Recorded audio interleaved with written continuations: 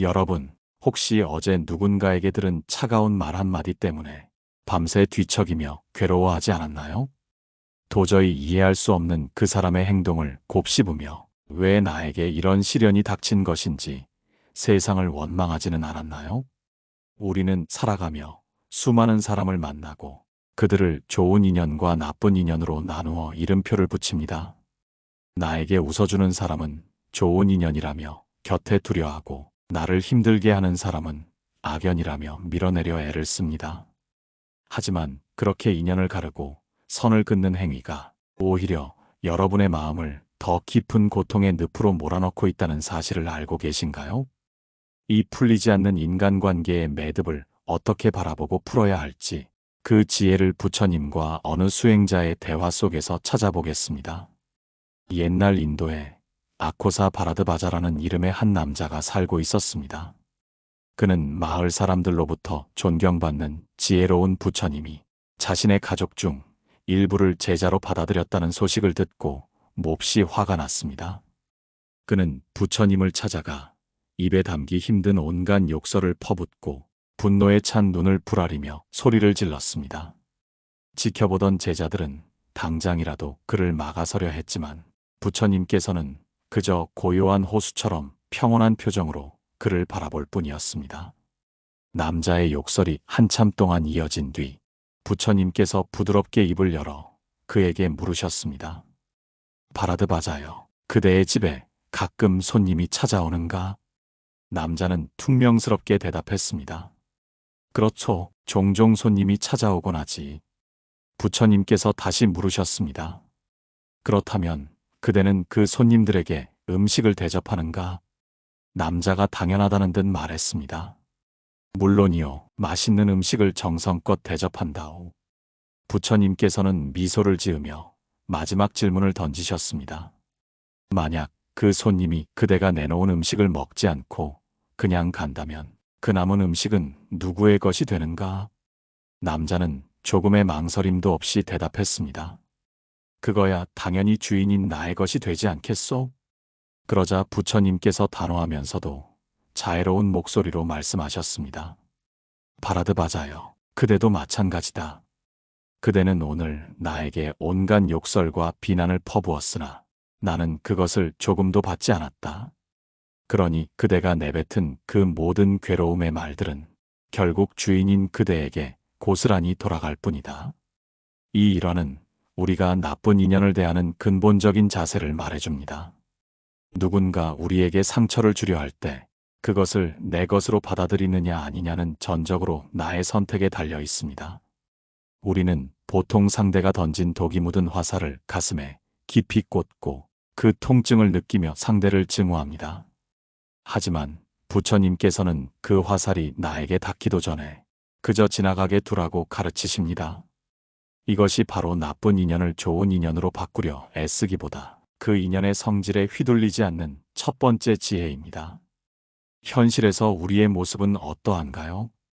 직장에서 끊임없이 나를 괴롭히는 상사 박철수 씨를 떠올려 보십시오. 그는 사사건건 트집을 잡고 다른 사람들 앞에서 모욕적인 언사를 서슴지 않습니다. 이런 박철수 씨를 만나야 하는 매일 아침이 지옥 같고 퇴근 후에도 그의 목소리가 귓가를 맴돌아 술 한 잔 없이는 잠들지 못합니다.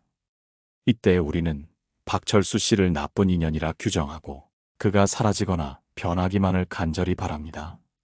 하지만 박철수 씨가 설령 회사를 그만둔다 하더라도 세상 어딘가에는 또 다른 박철수 씨가 여러분을 기다리고 있을 것입니다. 문제의 본질은 박철수 씨라는 외부의 존재가 아니라 그의 말과 행동에 즉각적으로 반응하여 스스로를 고통에 가두는 나의 마음입니다. 부처님께서는 바로 이 지점을 정확히 꿰뚫어 보셨습니다. 부처님께서 기원정사에 머무실 때 한 제자가 다가와 고민을 털어놓았습니다. 부처님, 저는 저를 비난하는 사람들을 참아내기가 너무나 힘듭니다. 그들의 거친 말들이 마치 제 살을 베어내는 것만 같습니다. 저는 어떻게 해야 저들을 용서하고 평온을 찾을 수 있을까요? 부처님께서는 제자를 조용히 숲으로 데려가 바닥에 떨어진 마른 나뭇잎 하나를 집어들고 말씀하셨습니다. 제자야, 이 나뭇잎이 바람에 날려 내 어깨에 앉았다고 해서 내가 이 나뭇잎을 원망하고 화를 내겠느냐? 제자가 대답했습니다. 아닙니다, 부처님. 그저 바람이 불어 나뭇잎이 머물렀을 뿐인데 어찌 화를 내겠습니까? 부처님께서 다시 말씀하셨습니다. 그렇다면 흐르는 시냇물에 발을 담갔을 때 차가운 물살이 내 발등을 치고 지나간다고 해서 시냇물을 꾸짖겠느냐? 제자는 고개를 저었습니다. 그럴 수 없습니다. 물은 그저 위에서 아래로 흐르는 성질을 가졌을 뿐이니까요. 그러자 부처님께서 제자의 눈을 지그시 바라보며 말씀하셨습니다. 수행자들이여, 사람의 성품도 이와 같다. 어떤 이는 거친 바람과 같고 어떤 이는 차가운 시냇물과 같다. 그들은 그저 자신이 가진 업의 기운에 따라 행동할 뿐이다. 그것이 너를 해치려 함이 아니라 그저 그들의 본성이 그러할 뿐임을 깨닫는다면 너는 더 이상 인연을 나누어 괴로워하지 않게 될 것이다. 부처님의 이 가르침은 인연을 대하는 두 번째 핵심을 보여줍니다. 인연을 좋은 것과 나쁜 것으로 나누는 기준은 결국 나의 이익과 편안함에 근거한 분별심입니다. 나를 기쁘게 하면 좋은 인연, 나를 힘들게 하면 나쁜 인연이라 부르지만 우주의 관점에서 보면 인연은 그저 인연일 뿐입니다. 바람이 부는 것이 선도 악도 아니듯 어떤 사람의 성격이 거친 것 또한 그 사람의 삶의 궤적이 만들어낸 결과일 뿐입니다. 우리는 그 성질을 있는 그대로 바라보는 연습을 해야 합니다. 일상의 사례로 다시 돌아가 보겠습니다. 오랜 시간 친하게 지냈던 친구 이영희 씨가 있다고 가정해 봅시다. 어느 날 이영희 씨가 여러분의 비밀을 다른 사람에게 옮겼다는 사실을 알게 되었습니다. 배신감에 치가 떨리고 10년 세월이 허망하게 느껴질 것입니다. 이때 여러분은 이영희 씨를 죽일 듯이 미워하며 인연을 끊겠다고 결심합니다. 물론 신뢰를 저버린 사람과 거리를 두는 것은 필요합니다. 하지만 미움이라는 강한 감정으로 그 인연을 묶어두는 한 이영희 씨는 여전히 여러분의 마음속에서 가장 큰 영향력을 행사하는 사람이 됩니다. 이것이 바로 미움이라는 이름의 집착입니다. 부처님께서는 인연을 나눌 때 발생하는 이 독한 집착을 경계하라고 하셨습니다. 부처님께서 길을 걷고 계실 때 한 남자가 부처님의 발치에 침을 뱉었습니다. 제자들은 격분하여 그를 당장 처벌해야 한다고 주장했습니다. 하지만 부처님께서는 오히려 온화한 얼굴로 그 남자에게 물으셨습니다. 그대는 지금 나에게 무엇인가 말하고 싶은 것이 있는 모양이구나. 입으로 다 할 수 없는 그 마음을 침으로 표현한 것이냐? 남자는 당황했습니다. 부처님이 화를 내거나 꾸짖을 줄 알았는데 자신의 내면을 꿰뚫어보는 질문을 던지셨기 때문입니다.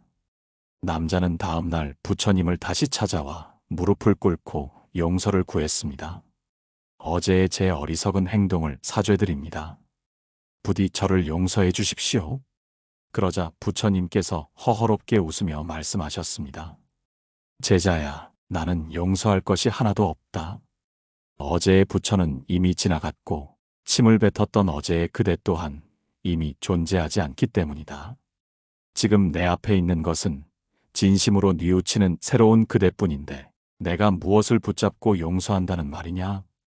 이 일화는 우리가 인연을 바라볼 때 가져야 할 제3의 통찰을 제공합니다. 모든 것은 변한다는 재행무상의 진리입니다. 좋은 인연도 시간이 지나면 변색될 수 있고 나쁜 인연도 상황에 따라 귀인이 될 수 있습니다. 오늘의 악연에 매달려 괴로워하는 것은 이미 흘러가 버린 강물에 대고 화를 내는 것과 같습니다. 인연을 좋은 것과 나쁜 것으로 고정하는 순간 우리는 변화의 가능성을 차단하고 스스로를 과거의 감옥에 가둡니다. 그렇다면 우리는 구체적으로 어떻게 행동해야 할까요? 첫째, 모든 인연을 나를 가르치기 위해 온 스승으로 대하십시오. 나를 칭찬하고 돕는 사람은 나에게 자애와 감사를 가르치는 스승이며 나를 비난하고 괴롭히는 사람은 나에게 인내와 평정심을 가르치는 스승입니다. 박철수 씨가 무례하게 굴 때마다 속으로 이렇게 생각하십시오. 저 사람이 오늘도 나에게 평정심을 훈련할 기회를 주는구나. 상대의 행동에 초점을 맞추는 것이 아니라 그 상황을 대하는 나의 내면, 근육을 키우는 도구로 삼는 것입니다. 이것이 나쁜 인연에 휘둘리지 않고 주도권을 잡는 유일한 방법입니다. 둘째, 인연의 기대치를 낮추고 독립된 존재로서 당당해지십시오. 우리가 사람 때문에 상처받는 가장 큰 이유는 타인이 내가 원하는 방식대로 움직여주기를 바라기 때문입니다. 내가 이만큼 해줬으니 저 사람도 나에게 친절해야 해.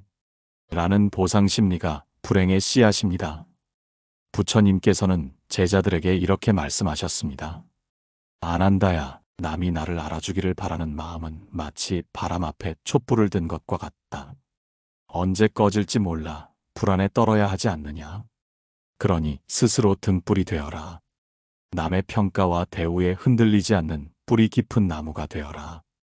타인의 행동은 내가 통제할 수 없는 영역입니다. 내가 통제할 수 없는 것에 행복을 걸지 마십시오. 그저 나는 나의 도리를 다하고 상대의 반응은 상대의 몫으로 남겨두는 여유가 필요합니다. 셋째, 인연이 다했을 때는 미련 없이 손을 놓아야 합니다. 불교의 가르침 중 거자필반 회자정리라는 말이 있습니다. 떠난 사람은 반드시 돌아오고 만난 사람은 반드시 헤어지기 마련입니다. 우리는 인연을 억지로 이어가려 하거나 이미 끝난 인연을 머릿속에서 되풀이하며 괴로워합니다. 만약 어떤 사람이 여러분의 삶에 심각한 해악을 끼친다면 미워하지 말고 조용히 멀어지십시오. 부처님께서도 악한 친구와 함께 가는 것보다 혼자서 고독하게 걷는 것이 훨씬 낫다고 말씀하셨습니다. 하지만 그 헤어짐의 과정에 미움의 찌꺼기가 남아서는 안 됩니다. 그저 나와는 결이 맞지 않는 인연이었구나 라고 담담하게 인정하고 그가 간 길에 평온히 깃들기를 빌어주며 내 갈 길을 가야 합니다. 넷째, 자신의 내면을 채워 인연의 공백을 두려워하지 마십시오. 사람들이 나쁜 인연에 집착하는 이유 중 하나는 외로움 때문입니다.